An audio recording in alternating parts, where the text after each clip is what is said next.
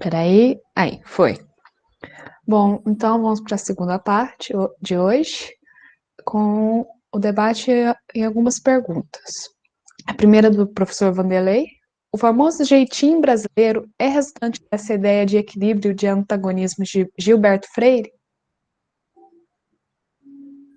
Eu vou respondendo uma pergunta a cada ou vocês querem fazer tudo de uma vez?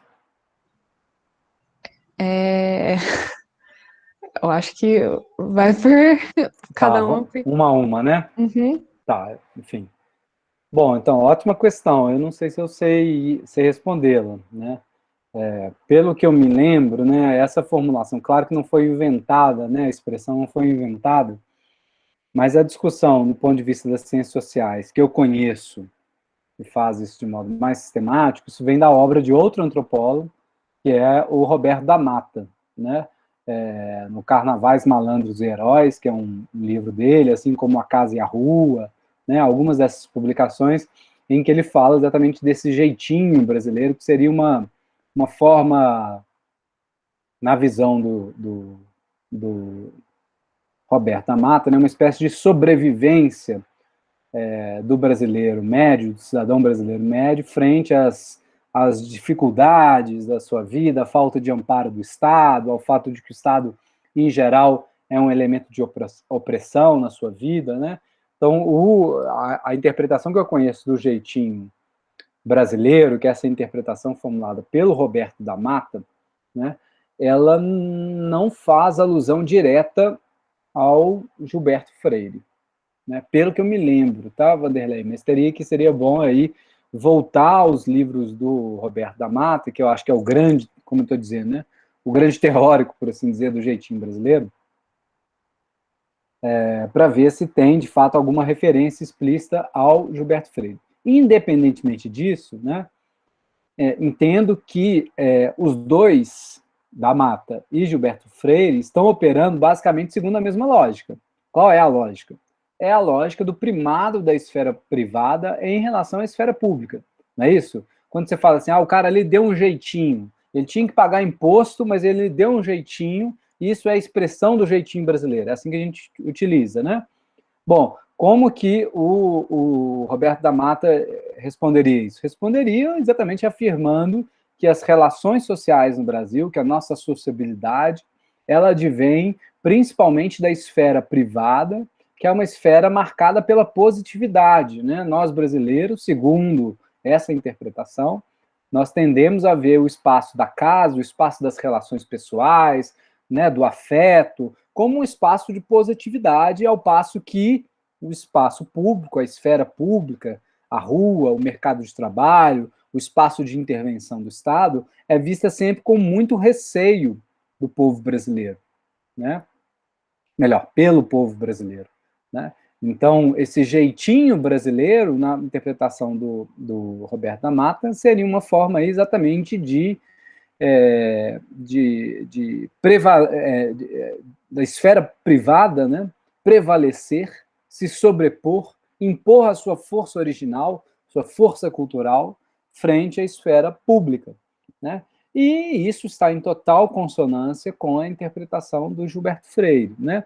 Quando diz o Gilberto Freire que a sociedade brasileira é fundada numa família, numa base patriarcal, né? O que ele está querendo dizer é que, antes de tudo, nós somos uma casa, uma grande casa, uma casa estendida, né? E que toda a nossa vida social deve ser compreendida a partir dessa chave analítica do patriarcado, da família patriarcal, né? É ali que se desenvolve a sociabilidade brasileira, os costumes dos brasileiros, ainda que eles tenham sido ou sofrido alteração ao longo dos séculos, ao longo das décadas, particularmente com o fim do Império, né, com a criação da República, a instituição de novas leis, novas instituições políticas e principalmente o fim da escravidão, que estava diretamente associada a essa família patriarcal. Mas, de qualquer modo, eu acho que há uma convergência entre, pelo menos, o Roberto da Mata, que é um dos teóricos que fala do jeitinho brasileiro, né, e o Gilberto Freire, exatamente no sentido de afirmar que o Brasil é, antes de tudo, uma grande esfera privada, né?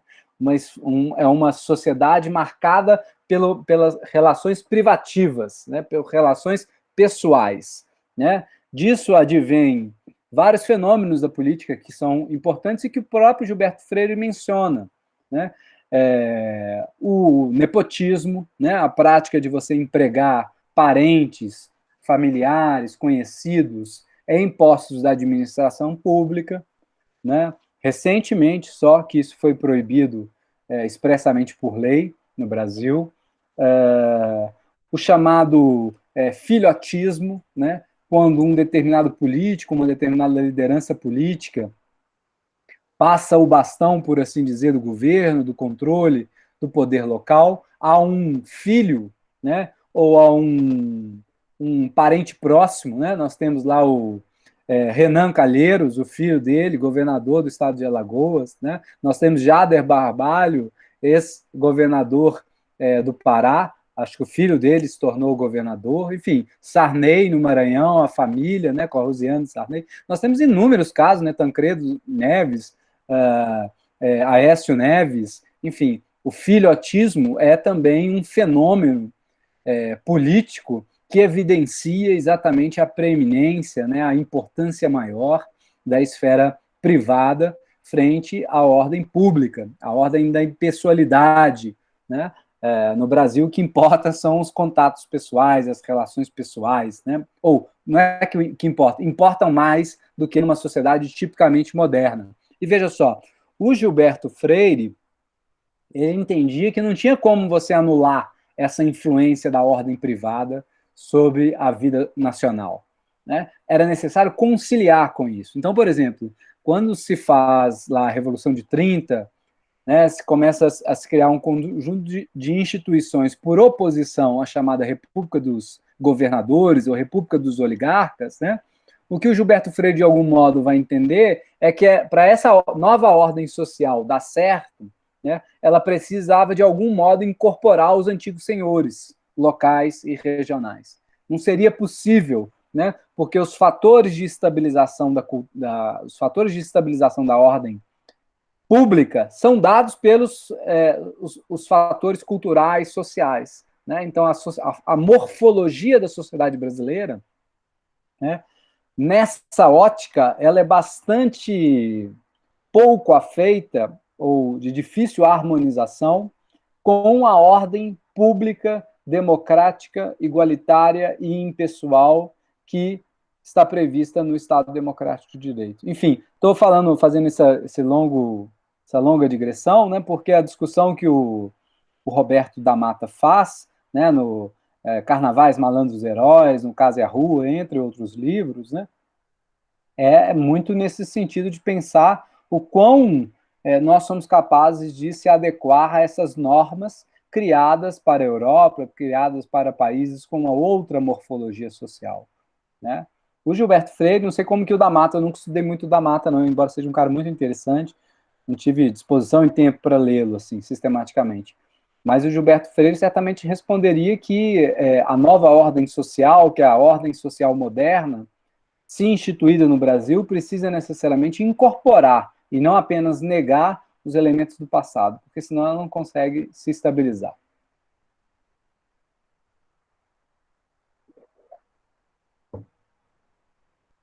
Mas é isso. Carol, se quiser... Acho que era a Carol que estava... Sim. Vai lá. Poliana Azevedo. Professor Marcelo, você já fez a leitura de algo que represente uma crítica estadunidense a respeito da miscigenação por lá? Não conheço nenhum trabalho sobre eventual miscigenação e mistura racial e cultural. Não me lembro. Não tô bem lembrado, né? Mas o caso estadunidense, ele é usualmente contrastado com o caso brasileiro, precisamente porque lá não ocorreu a mesma miscigenação ou a miscigenação na mesma proporção e na mesma magnitude, né? De algum modo, enfim, não sei o quão verdadeiro é isso, do ponto de vista factual, mas as leituras correntes é de que nos Estados Unidos os grupos étnicos eles se mantiveram mais ou menos separados uns dos outros, né? E exatamente porque numa leitura freiriana, ali não tinham esses elementos de acomodação e de incorporação e de confraternização dos polos antagônicos, dos polos conflitantes, né? Então você acaba tendo uma sociedade de núcleos separados, né? Todos pertencem, mas você tem ali o bairro predominantemente de negros, o bairro predominantemente de latinos, o bairro predominantemente branco, né? E cada qual com seus costumes, suas práticas. É claro que isso, em grande medida, é uma caricatura, uma simplificação, né? Mas, em geral, os intelectuais no Brasil descrevem assim os Estados Unidos. Agora, exatamente descrevem assim para se contrapor ao caso brasileiro, né?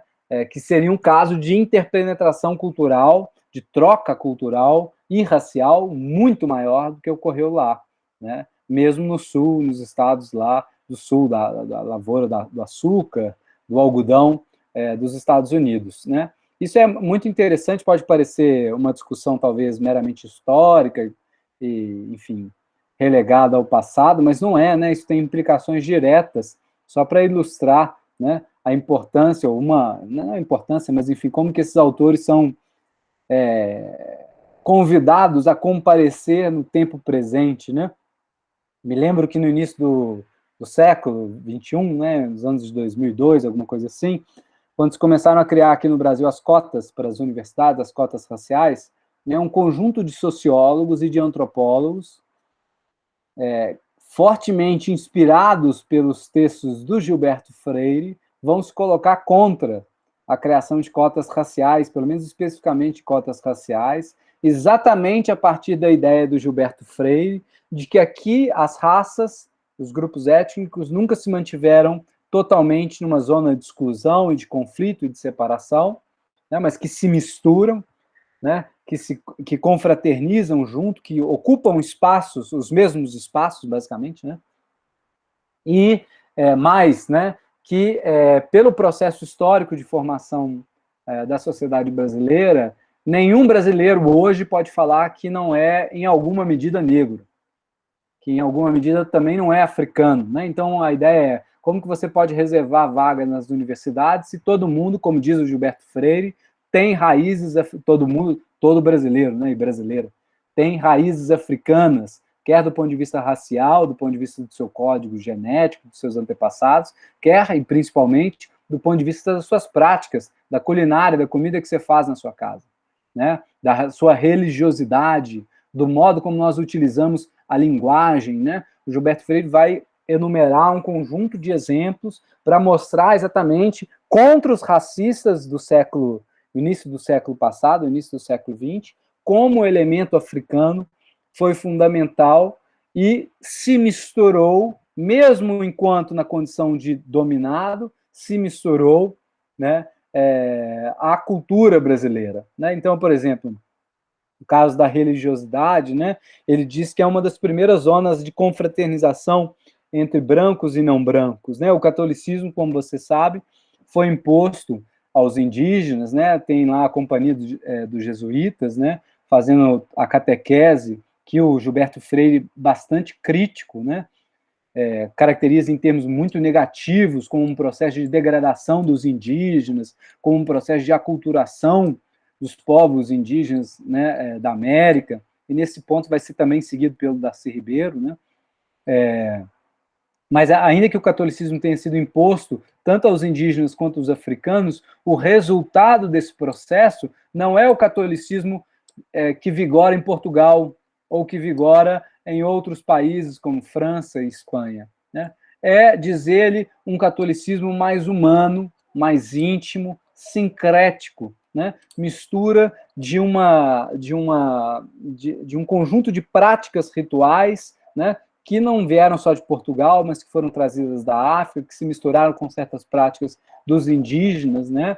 Então, essa relação íntima que a gente tem com santos, né? Meu santinho, né? Uma relação quase, enfim, como chama isso?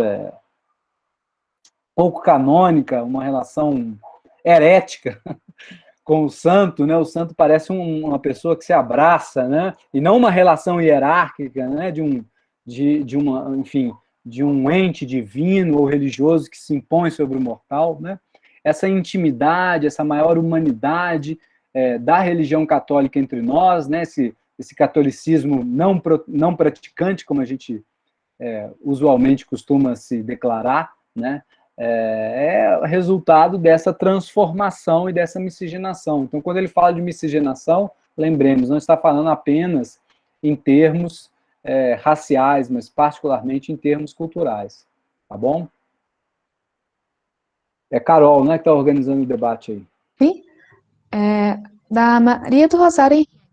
Professor, fale mais um pouco sobre os fatores que dificultaram a edificação da democracia e da cidadania no Brasil. Tá. Deixa eu ver se eu me lembro de todos, né? Enfim. Primeiro é esse aspecto que eu falei, ou seja, na medida em que... Porque, vejam só, isso é muito interessante. Esqueci quem que é, Maria do Rosário, né, que fez a questão.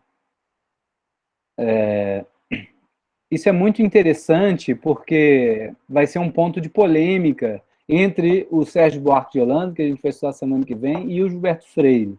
Essa relação entre o que é privado e o que é público, entre a esfera privada, esfera da casa, das relações familiares, das relações de afeto, né, das relações personalizadas, pessoalizadas, e a esfera pública, que é o espaço do cidadão, é o espaço dos iguais, né, em que, teoricamente, independe qual é o seu sobrenome, de qual família você vem, você é igual perante a lei, deve ser assim tratado pelo Estado, etc. Né?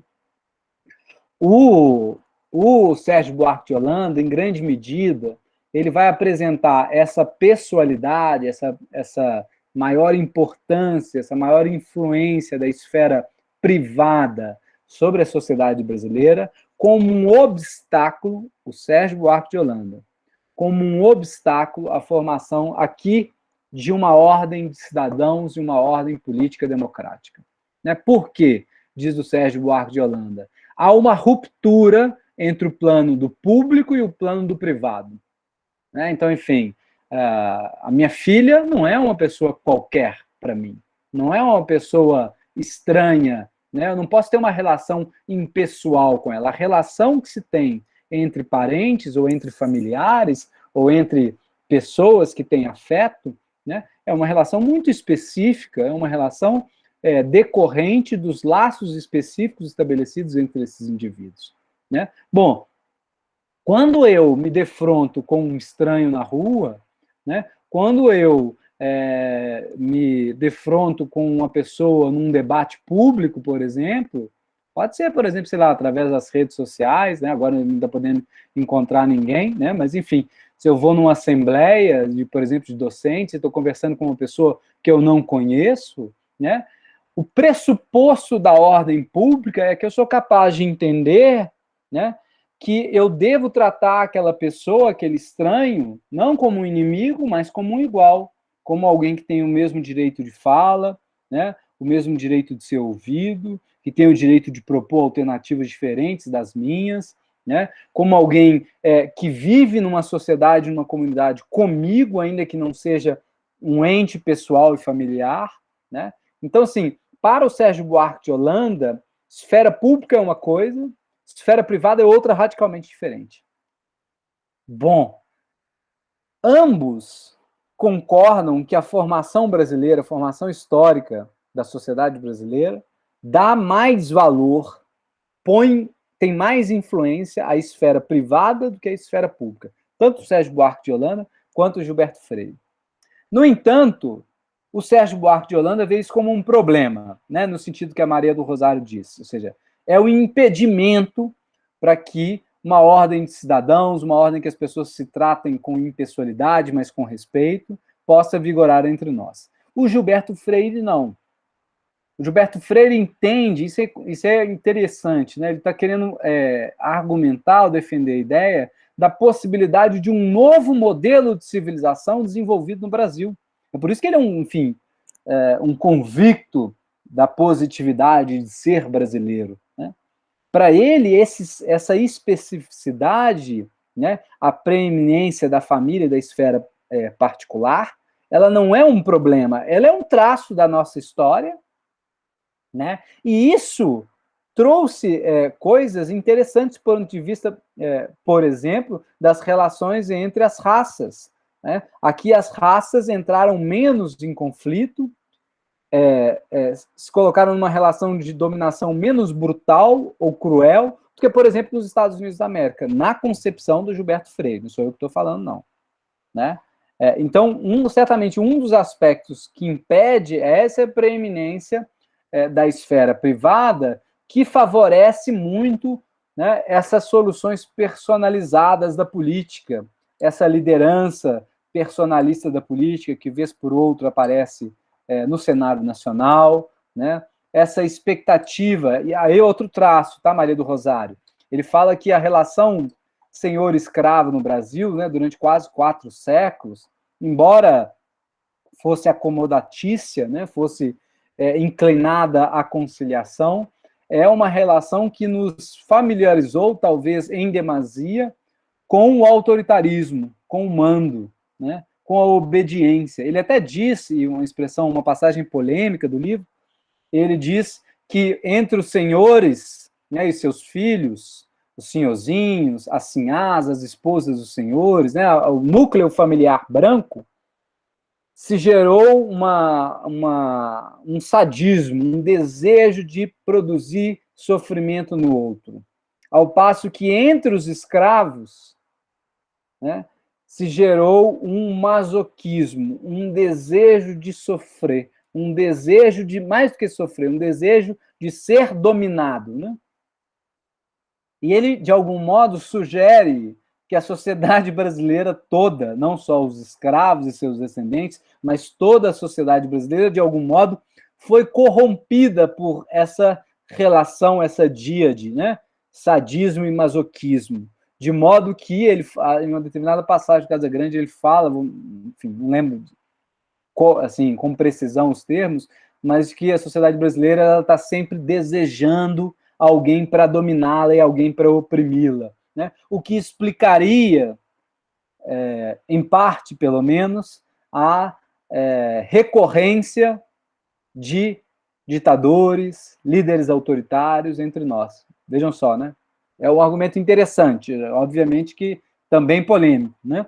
Mas seria também um segundo fator, um outro fator aí, que impede a formação dessa ordem democrática e cidadã, que o Gilberto Freire, deixemos claro, ele não está dizendo, ele está exatamente dizendo que não é a única opção, que de repente a gente pode criar uma sociedade aqui que não seja uma sociedade copiada da sociedade europeia ou copiada da sociedade estadunidense, um novo modelo de civilização, no qual a esfera privada seja muito importante e não tenha que ser submetida à esfera pública, como teria ocorrido nos países em que se construiu a ideia de Estado democrático de direito. Né? Mas, enfim, por enquanto é isso que eu consigo pensar aqui, Carol. Outra pergunta, Maia. O mito da preguiça baiana pressupõe, então, a preocupação da elite em não evidenciar o lazer em oposição ao trabalho? Em não o quê? Repete para mim, por favor. Em não evidenciar o lazer em oposição ao trabalho?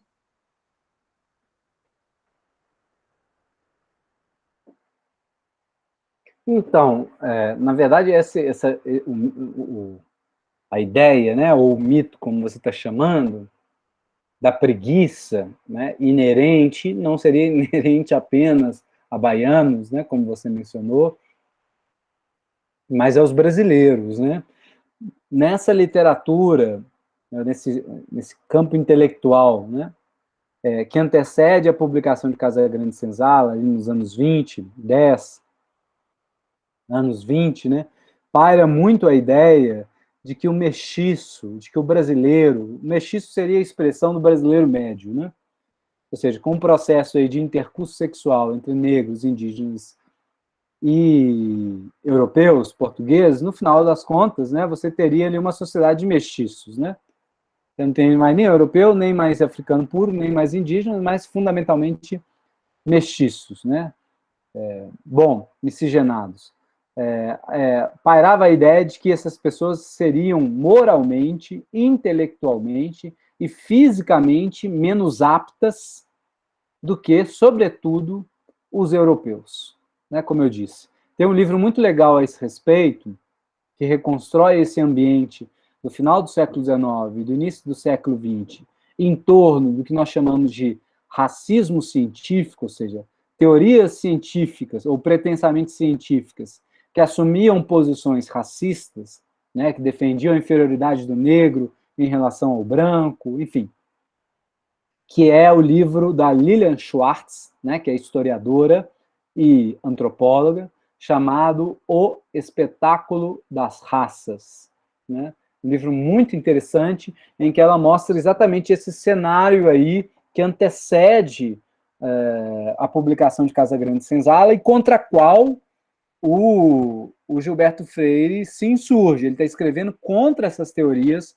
racistas, contra essas teorias que defendem que esse povo é naturalmente menos trabalhador, porque mais preguiçoso, de que esse povo ele é naturalmente mais lascivo, né? Mais com menos pudores, né? Mais, como é que eu falo isso? Mais safado, né? Sexualmente mais, né? Mais safado, né? Mais afeito enfim, a intercursos sexuais temporários, né? Então tem um conjunto de efeitos previstos por essas teorias racistas que eram tomadas como verdade.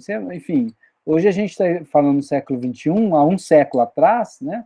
Pode parecer uma bizarrice, enfim, eu espero que pareça mesmo, mas era assim que as pessoas pensavam. Enfim, é um conjunto de cientistas internacionais, né? Por exemplo, Arthur Gobineau, né? Que veio, um francês que veio aqui para o Brasil durante o Segundo Império, era amigo pessoal do Dom Pedro I, desculpa, Dom Pedro II, né? É um cientista racista de cabo a rabo, enfim. Defende fundamentalmente que os europeus são povos superiores, né? E isso, de algum modo, ajuda também a legitimar a colonização e a dominação desses grupos étnicos minoritários, né? Ou às vezes não minoritários em termos numéricos, mas minoritários do ponto de vista do poder político, como indígenas e negros, né? Então, muitos brasileiros, inclusive médicos, né, incorporaram essas teorias racistas, né, essas teorias científicas, pretensamente científicas e racistas, né, que adotavam a ideia de que o povo brasileiro, na medida em que é fruto da mestiçagem, é um povo de preguiçosos, é um povo que nunca vai dar certo do ponto de vista econômico, não vai ser uma economia próspera como é nos Estados Unidos da América, é um povo fadado à corrupção sexual, à corrupção moral, são pessoas não confiáveis, né? Enfim, é uma visão, por isso que a gente falou, uma visão extremamente pessimista, né? É contra essa visão que o Sérgio Buarque apresenta o seu texto, né? Que é muito importante, muito interessante se a gente pensar e lembrar que a identidade nacional ela começa a ser repensada também pelo Estado brasileiro a partir dos anos 30.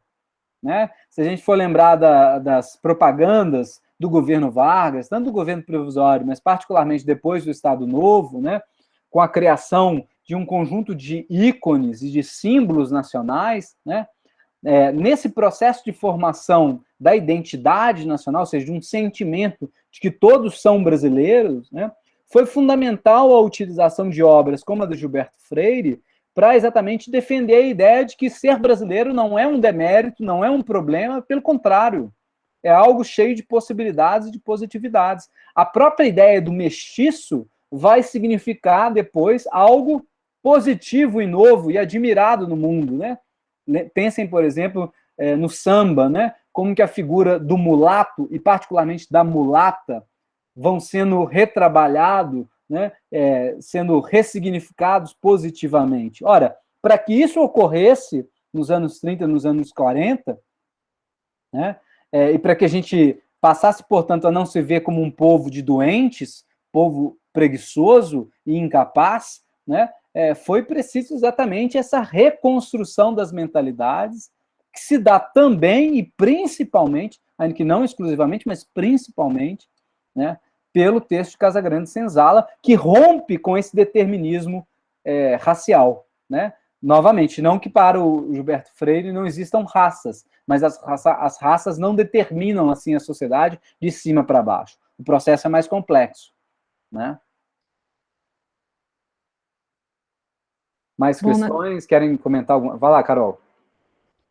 se o Ernesto quiser abrir, comentar ou perguntar. Fica mais legal também.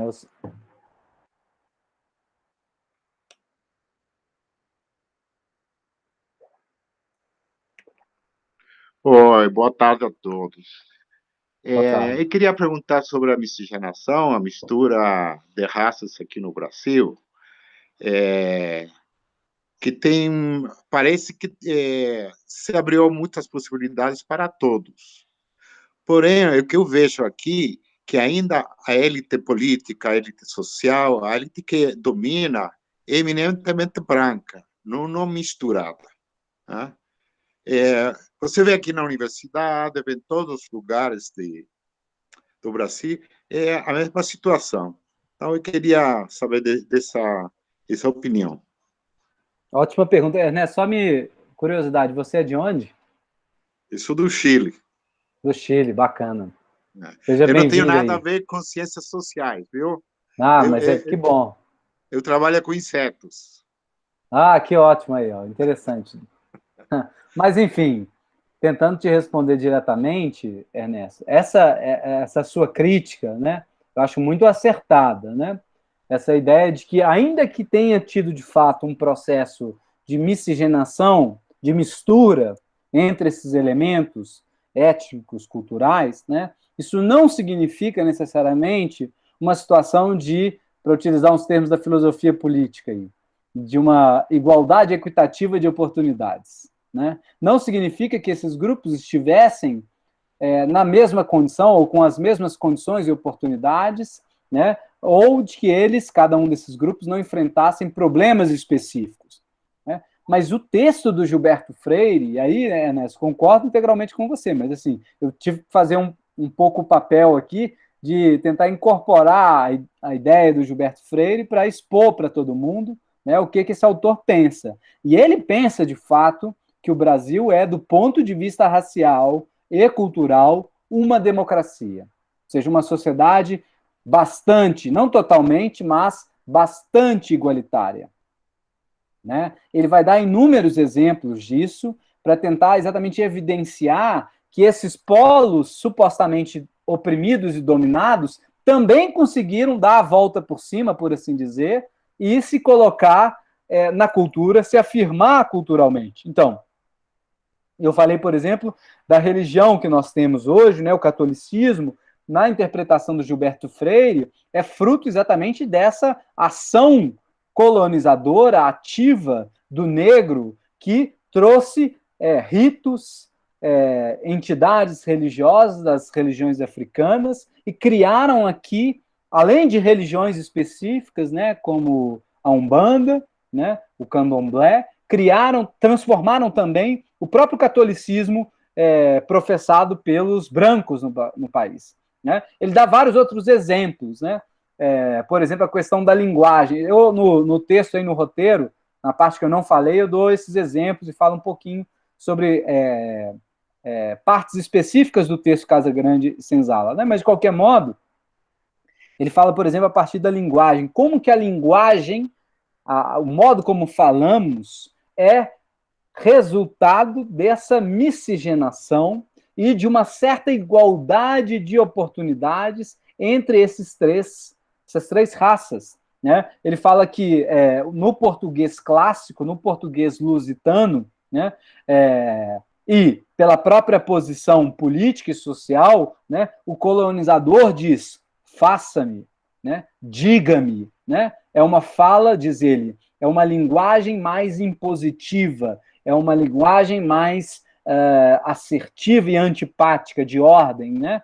De imperativa, né?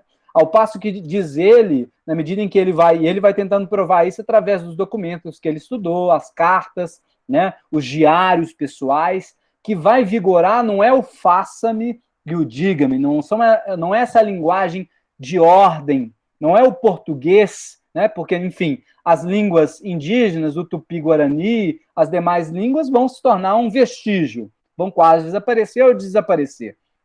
Os dialetos e línguas também vindos das diversas regiões da África também não vão subsistir aqui? Qual que é a linguagem, ou qual que é a língua, o idioma que se fala no Brasil? É o português. Mas não é o português de Portugal. É o português transformado pelo papel ativo dos demais polos, né, dos polos dominados. Então, ao invés do faça-me, diga-me, ao invés dessa linguagem mais dura, mais impositiva, diz ele, estabelece no Brasil um português mais ameno, um português mais maleável, mais suave, né, em que imperam exatamente o aspecto já da perspectiva do oprimido, né, o me diga, né, igual o baiano fala, me diga aí, meu filho, né, me faça um favor, né, que seria o jeito que o brasileiro normalmente fala, né, o brasileiro tende mais a adotar esse tom de súplica e de pedido do que provavelmente um tom imperativo de ordem. Bom, o que é isso? Ele está tentando identificar um exemplo do nosso cotidiano, da linguagem comum, que foge à norma culta do português, da gramática, mas, por outro lado, que revela as relações sociais entre negros, indígenas e brancos, mas principalmente entre negros e brancos, né, que são relações mais horizontais. Então, a tese dele, de fato, é que se estabelece já no Brasil colônia uma sociedade mais democrática, racial e culturalmente, do que a sociedade, por exemplo, que tem em alguns países da Europa, ou, como eu falei, os estados do sul dos Estados Unidos. Bom, mas você está exatamente apresentando uma crítica a isso, e eu, como eu disse já de partida, concordo com a sua crítica, Ernesto. Acho que o fato de ter havido miscigenação não significa necessariamente que essa miscigenação tenha se dado em termos de igualdade, né? Ou não significa tampouco que esses grupos étnicos não tenham enfrentado dificuldades específicas. Mas isso, Ernesto, né, essa crítica que está estabelecida nas ciências sociais, né, é difícil hoje alguém defender no Brasil que a democracia, que o Brasil é e sempre foi uma democracia racial, como Gilberto Freire defendeu, né, isso só começa a se estabilizar no meio científico, como eu disse, quando se funda uma nova geração ou a primeira geração de sociólogos e de antropólogos, de cientistas sociais no Brasil, a partir dos anos 30, que, sob a liderança do Florestan Fernandes, né, vão fazer uma crítica muito dura ao texto Casa Grande Senzala, do Gilberto Freire, e aos demais textos, mas principalmente a esse. Né? Então, nesse momento, o Florestan Fernandes, né, que é, por assim dizer, parte da primeira geração de sociólogos formados no Brasil, porque o Gilberto Freire se forma fora, né, como eu expliquei, diz: a democracia racial no Brasil é um mito. Vocês já devem ter ouvido falar nisso, né? O mito da democracia racial. Essa ideia é apresentada pelo Florestan Fernandes nos anos 40, mais ou menos aí uma década depois. E olha que curioso, né? Eu tinha falado para vocês que as Nações Unidas, elas financiaram um projeto de pesquisa, né, para ver, depois da Segunda Guerra Mundial, para ver países em que as relações raciais não eram tão conflitivas como tinham sido na Europa, né, e tinham escolhido o Brasil. Chegaram aqui e deram dinheiro para a USP, né, deram dinheiro, financiaram os pesquisadores ligados ali à sociologia, ao Florestan, né, e esses caras vão fazer trabalhos etnográficos, trabalho de campo, né, investigando as relações raciais entre brancos e não brancos. Então, por exemplo, o Fernando Henrique Cardoso, orientando, né, discípulo do Florestan, vai para o sul do Brasil fazer um trabalho de campo para ver como que brancos e não brancos se relacionam ali. Será que a democracia racial descrita pelo Gilberto Freire 10 anos antes, de fato, ela pode ser observada? É a pergunta que move o jovem ex-presidente da República, né, o Fernando Henrique Cardoso. O Florestan faz a mesma coisa aqui, acho que no Rio de Janeiro, não me lembro mais exatamente, acho que na Bahia, né, vai fazer trabalho de campo, ele e um antropólogo francês chamado Roger Bastide. Né? E num livro, enfim, a partir dessa pesquisa, por exemplo, o Fernando Henrique publica um livro muito importante chamado Escravidão no Brasil Meridional, acho que esse é o nome, né? E o Florestan publica um livro muito, muito importante na história das ciências sociais, na história do entendimento das relações raciais, que é a integração do negro na sociedade de classes. Neste livro, né, o Florestan diz, com todas as letras, a democracia racial é um mito. Então, olha que coisa curiosa, né? A Unesco e as Nações Unidas pagaram lá uma pesquisa para os jovens sociólogos brasileiros verificar se aqui era uma democracia racial ou não, mas com a expectativa de que aqui fosse, ou seja, com a expectativa de que, por meio dessas pesquisas, pudesse se evidenciar para o mundo todo, né, que as raças podem conviver de modo harmonioso. O problema é que não combinaram com os pesquisadores, e os pesquisadores, ao fazerem seus trabalhos de campo, vão constatar exatamente isso que você disse, Ernesto, que as relações são assimétricas, que no Brasil, quanto mais branco você é, melhor você é tratado, mais oportunidades você tem, né? Então, o Florestan vai falar lá, tem uma gradação, né? Porque aqui, de fato, há um certo multicolorismo, não é só branco e negro, há o mulato, o mulato branquinho, né? Há vários termos coloquiais que são utilizados para nuançar, para descrever esses nuances do fenótipo do brasileiro, né? E quanto mais o fenótipo do brasileiro se parecer com o fenótipo do europeu, mais oportunidades de vida ele tem, mais possibilidades de vida ele tem, né? Portanto, aí o Florestan falando, né, contra o Gilberto Freire, né? Aqui não é uma democracia racial, nunca foi, né? E ainda não é, ele está escrevendo em 1940 e 1950, não lembro exatamente a data, né? Mas falando, ainda não é, as relações são profundamente assimétricas. E nós comemorando aqui hoje, 3 de maio, né? Lei Áurea, abolição da escravidão no Brasil. A abolição, diz o Florestan, não resolveu o problema dos negros, pelo contrário, do ponto de vista social, agravou a situação deles. Porque agora eles foram largados para fora das suas fazendas, da propriedade dos seus senhores, vivem à míngua, não têm condição de competir com os brancos e com os imigrantes europeus que estão vindo por conta do café desde o final do século XIX, né?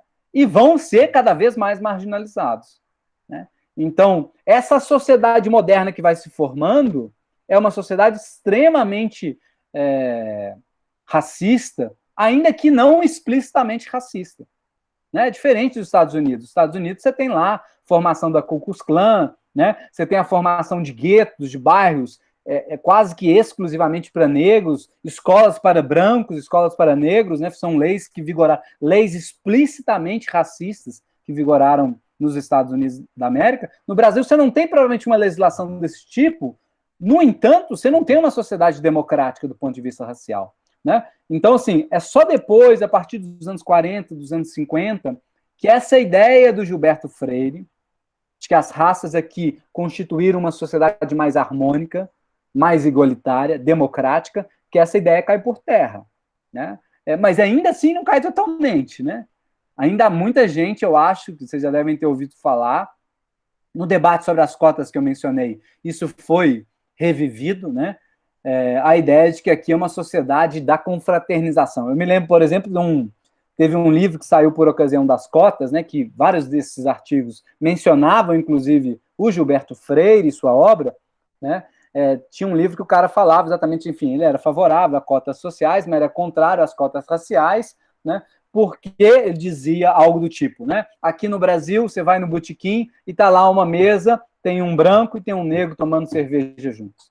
Você vai na pelada, na várzea, ali no fundo, no fundo do quintal, ali, ou enfim, sei lá, num bairro de periferia, e estão lá negros e brancos se confraternizando, né? Então, essa ideia freiriana, né, de uma democracia racial, ela, de fato, teve muita importância na formação do que nós pensamos que é o Brasil, né? Mas, factualmente falando, ela não corresponde à realidade, né? Não corresponde à realidade. Enfim, há não só os textos e os trabalhos do Florestan, do Fernando Henrique Cardoso, do Ottaviani, mas, enfim, os trabalhos que foram feitos posteriormente, nos anos que se seguiram, exatamente demonstraram que, ainda que a gente não tenha preconceito explícito, não tenham manifestações preconceituosas de modo explícito, como se tem nos Estados Unidos da América, essa é uma sociedade extremamente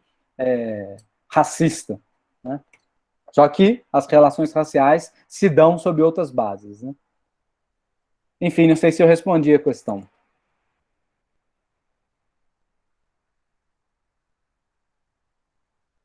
Tem mais aí, Carol? Sim, aí o Ernesto levantou a mão. Manda aí, fala aí. Desculpa, foi errado, viu? Ah, tá. Foi errado. Sem problema. A última pergunta, então, professor Carlos, se o senhor puder abrir o microfone. Oi, Marcelo, tudo bom? Opa, Carlos, tudo bem? Parabéns por compartilhar esse conhecimento com a gente. Ah, maravilha, um prazer é meu. A gente sabe, né, que o Freire, Buarque de Holanda, da Mata, Darcy Ribeiro, tiveram influência dos antropólogos europeus para desenvolver as suas teorias, sua obra, né? Acredito que são obras importantes, que ajudam a gente a compreender muito traços da nossa cultura brasileira. Aí você já tocou vários pontos sobre a cultura política, sobre religiosidade, sobre sexualidade. Acho que são obras interessantes. Entretanto, né, a meu ver, essas obras, né, essas teorias, elas escondem muita coisa, né? À medida que prioriza a instância privada, a Casa Grande, por exemplo, esconde, como você disse, a vida pública. Por exemplo, elas não tocam em pontos principais, que é o tipo de colonização que nós tivemos, não analisam de forma mais profunda as responsabilidades da elite brasileira pelo fracasso econômico não, pela desigualdade econômica que existe, não só entre brancos e negros, mas entre classes sociais brasileiras, né? Então, qual seria a responsabilidade das elites por esta situação de desigualdade que nós temos, né? Lógico que é uma questão muito ampla, daria para discutir muito tempo, né? Mas só algumas coisas que você poderia falar sobre isso, a gente pode até retomar a conversa em outro momento, né? Uhum. Excelente ponderação, pergunta, Carlos. Enfim, não sei se eu vou conseguir, né, elaborar alguma coisa mais robusta, né, e consistente agora, mas assim, primeiramente eu acho que seria importante diferenciar, né, esses três autores. Eu acho que, de fato, no Gilberto Freire, a gente encontra, sim, como você notou, uma perspectiva muito elogiosa do papel das elites políticas brasileiras, pelo menos do período aí colonial e do Brasil Império, né? O Gilberto Freire, ele tem esse elemento, né, que entende exatamente que a nação foi construída pela ação desses senhores rurais, né, que são também não só elites, membros da elite econômica, senhores de engenho, pessoas muito ricas, né, que tem não só escravo, né, muitos, centenas de escravos, mas tem um conjunto de pessoas que não são escravos e não são senhores, e que vivem numa total dependência desses senhores rurais, né? O que o Oliveira Viana chamava dos potentados rurais, é uma espécie de mini-estado no meio do mato, né? Que é a fazenda produtora do açúcar, né? Eu acho que o Gilberto Freire, de fato, tem uma visão elogiosa no sentido do papel dessa elite, né? No sentido de que ela construiu uma sociedade estável, não é uma feitoria, não é também uma sociedade que meramente imitou um modelo transplantado para cá. Isso aqui não é Portugal, isso aqui não é África, né? Isso aqui também não é mais um conjunto de tribos dispersas, diz ele, militarmente e economicamente inferiores aos portugueses, né? Isso aqui é uma sociedade nova. Então, na perspectiva do Gilberto Freire, apenas, né, tem, de fato, esse enquadramento positivado, né, que valoriza o papel das elites e elites privadas. Ele não está falando do Estado, não, porque o Estado, enfim, fez muito pouco durante esse processo, né? Nesse aspecto, embora ele seja muito crítico do racismo do Oliveira Viana, que é esse jurista e intelectual muito importante que antecede o Gilberto Freire, ele concorda integralmente com Oliveira Viana quando diz que a colonização do Brasil foi obra, de agentes privados, né? Então, esse é um aspecto, assim. Agora, eu não acho, minha interpretação, eu não acho que a obra, né, não só essas obras específicas, esses livros específicos, mas a obra como um todo, do Sérgio Buarque de Holanda e do Caio Prado Júnior, sejam também elogiosas em relação às elites brasileiras. Muito pelo contrário, né? No caso do Caio Prado, que vai ser o último que a gente vai estudar, isso é mais evidente, né? O Caio Prado Júnior é um autor marxista, né? Filho de família tradicionalíssima, produtora de café no estado de São Paulo, né? Filho de uma família de elite, filho de uma elite, né? Membro de uma elite cafeeira do estado de São Paulo, mas que não só do ponto de vista teórico, mas como do ponto de vista da sua vida, da sua biografia pessoal, né, se revolta contra essa condição de classe, precisamente porque entende que o Brasil é um país profundamente desigual, profundamente injusto, né, um país no qual, enfim, você tem toda uma sociedade voltada, organizada para beneficiar interesses particulares, né? E uma sociedade na qual não se estabelece a cidadania, né?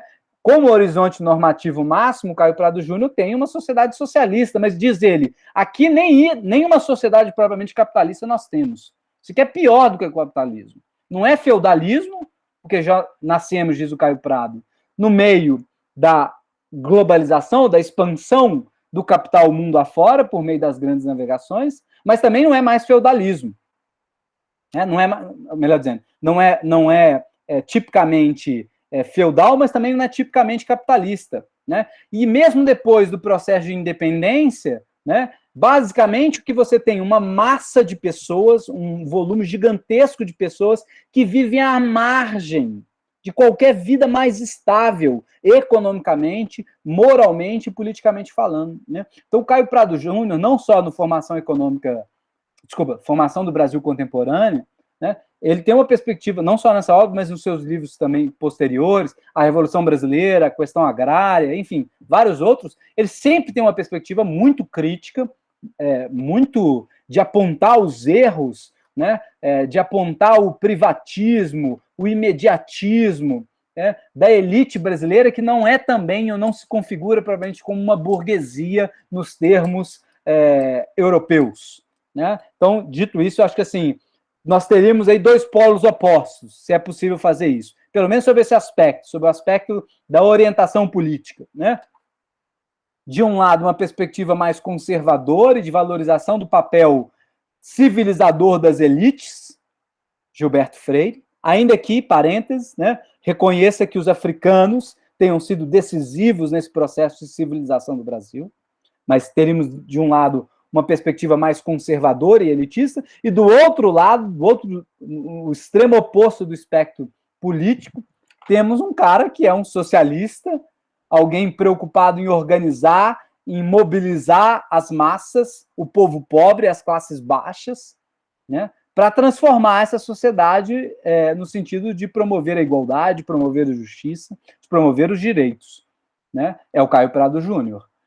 Bom, e o Sérgio Buarque de Holanda? Não sei se ele está no meio, né? Acho que ele está mais para o lado do Caio Prado Júnior, embora certamente não fosse um socialista, não fosse um pensador, enfim, não fosse um comunista, melhor dizendo, né? É alguém que também tem uma perspectiva crítica das elites brasileiras, né, no processo de colonização do país, né, no processo de constituição da nação, que para todos esses autores é um processo em formação, como eu falei, né, um processo inconcluso, um processo em aberto, né, mas diferentemente do Gilberto Freire, o Sérgio Buarque de Holanda não vê positivamente esse privatismo, né? Não tem uma perspectiva edulcorada, né? Uma perspectiva, enfim, positiva da escravidão brasileira. Nada disso vai aparecer no texto Raízes do Brasil. Ainda que, obviamente, tenha problemas, enfim, outros, né? Mas eu acho que dos três, certamente o que tem como um ideal propriamente a formação de uma sociedade capitalista e democrática é o Sérgio Buarque de Holanda, né? Eu acho que, portanto, assim, se fosse para responder mais diretamente a sua questão, eu acho que o seu diagnóstico é muito acertado em relação ao Gilberto Freire, mas em relação aos outros dois autores, eu os compreenderia sob uma outra chave analítica, que vê exatamente o papel das elites políticas, das elites econômicas, como um papel deletério, um papel negativo para a formação do Brasil, né? Diferentemente do Gilberto Freire, que, como vimos, né, ressalta, sobretudo, os aspectos positivos dessas elites. E isso é muito interessante, Carlos, porque há diversos outros autores que a gente não vai ver aqui, é um curso rápido, né? Só 3 autores, mas, enfim, vários outros autores anteriores, mas também posteriores, mas principalmente anteriores ao Gilberto Freire, que vão enaltecer esse papel civilizador desses senhores rurais, né? Desses senhores de terra no Brasil. Né? Eles vão falar a obra da colonização do Brasil não foi obra do Estado português, foi obra de famílias de brasileiros que se deram a partir dessa confluência, dessa miscigenação. Né? Mas é interessante, portanto, o que eu estou querendo chamar a atenção é que há uma tradição conservadora no Brasil, que é uma tradição muito forte, muito influente, e que passa também, a meu ver, a obra do Gilberto Freire. Embora, vejam bem, né, quando eu digo que o Gilberto Freire é um conservador, eu não estou querendo dizer que a obra dele não tem inovações, e eu espero que tenha deixado claro aqui várias inovações, né, vários aspectos muito inovadores da obra do Gilberto Freire. Mas, do ponto de vista político, penso eu que o Gilberto Freire se situa aí num espectro mais conservador. Não é à toa, né, que ele tenha sido eleito, né, a deputado pela UDN, né, a União Democrática Nacional, que de democrática mesmo não tinha muita coisa não, né? Tanto é que apoiou o golpe de 64, enfim, foi uma das responsáveis pelo golpe. Mas aí é outra história. Carol, enfim. Finalizadas as perguntas. Então, aí peço para que quem puder ligar a câmera para fazermos o registro. Ah, ok. A do Cineia vai fazer as considerações e o senhor também. Tá bom, obrigado.